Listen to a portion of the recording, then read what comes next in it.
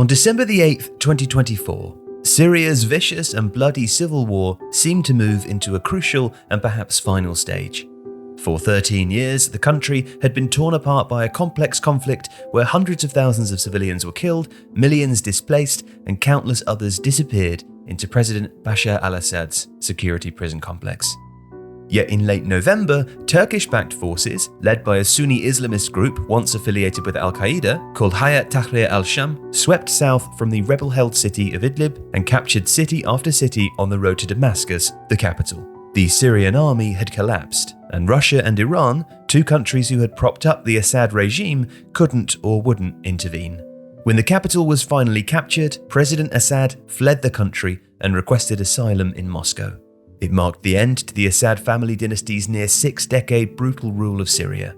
Many Syrians celebrated in the streets. Others, from minority groups like the Kurds, Christians, and Alawites, were more cautious, unsure of their place in the new Syria. HTS had apparently broken all ties with al-Qaeda in 2012, but the UN, US, UK, and EU had all prescribed it as a terrorist group. However, there were unmistakable scenes of joy as the prison dungeon doors were opened and long incarcerated political prisoners came blinking out into the sunlight. In the days that followed, signs of the old regime were torn down and replaced. Statues were toppled, the flag was replaced, and one of the country's most important symbols was changed. The Syria national football team's red kit, the colour of the Ba'athist flag under Assad, would now be green, the colour of the new flag. The Syrian Federation's official emblem would change too. Our new national team uniform, the Syrian Arab Football Federation declared on Facebook alongside a photo of several players dressed in green. It was a measure of just how important a symbol the Cajun Eagles were that the Federation made the announcement and the change less than 24 hours after the fall of Damascus, and before Russia had even confirmed that Assad had fled to Moscow. This is the first historic change in the history of Syrian sports, moving away from nepotism, favoritism, and corruption.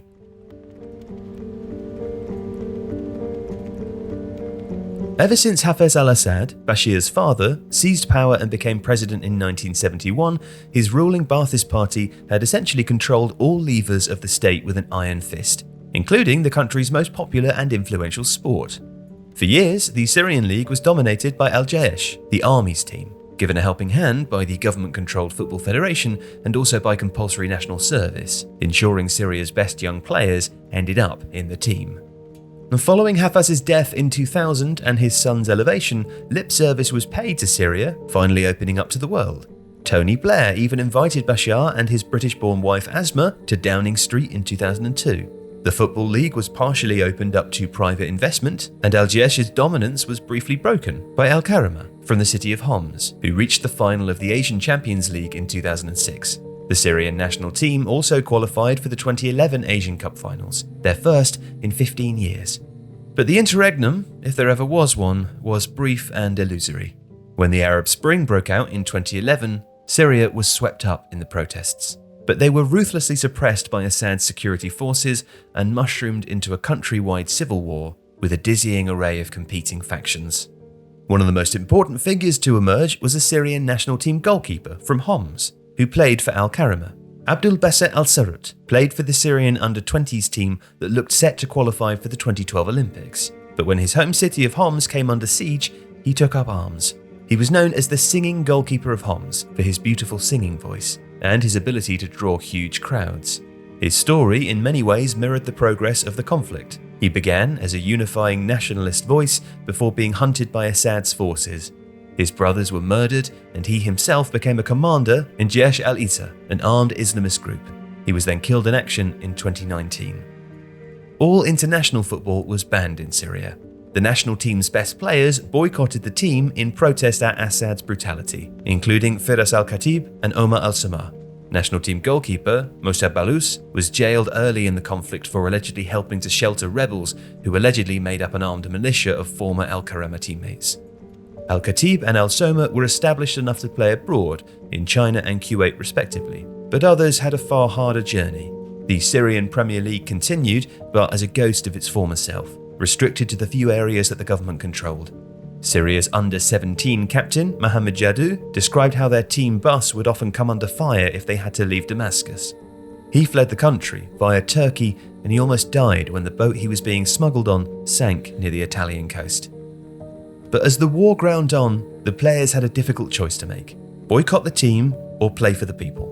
Mossab Balouz was released from prison and amazingly was allowed to rejoin the national team. He even shook President Bashar al Assad's hand when the team was invited to the presidential palace after Syria won the 2012 West Asian Championship. With very little good news, even after Russia's intervention in the conflict propped him up, Assad's regime wrapped itself around the national team for propaganda purposes. Syria were on the verge of qualifying for the 2018 World Cup finals. Firas al-Khattab and Omar al-Samar returned, believing that they could do more good for the Syrian people in the team than outside it. The price they paid was having to make a video thanking the president. Anything else but fealty was dangerous to them and their families.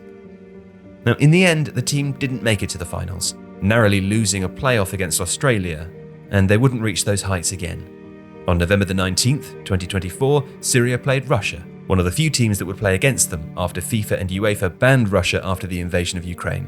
Syria lost 4-0. But less than a month later, Assad was removed by Hayat Tahrir al-Sham, a coalition of forces which included Abdul Basset al-Sarut's former group, Jaish al-Islam. On social media, the players posted messages in support of the new government, or posted pictures of the new post-Assad flag. Unfortunately, there won't be a World Cup redemption arc for the Syrian men's national team, at least not in 2026, having already been eliminated. But qualification for the 2027 Asian Cup finals in Saudi Arabia is still a possibility. Their next qualifier, post-Assad, is against Pakistan in March 2025. It could be the first time Syria plays a home match in their country for 14 years. And just like the swift change of kit and the crest, where that game takes place will, in its own way, signal the direction of travel in Syria. If you like this video, please consider subscribing to the channel. The Athletic is home to some of the world's best sports journalists, including David Ornstein, Daniel Taylor, Ollie Kay, Amy Lawrence and James Horncastle. With the latest transfer news and insight on every Premier League football story that matters, theathletic.com puts you inside football. And you can try it for free now for 30 days. See the link in the description.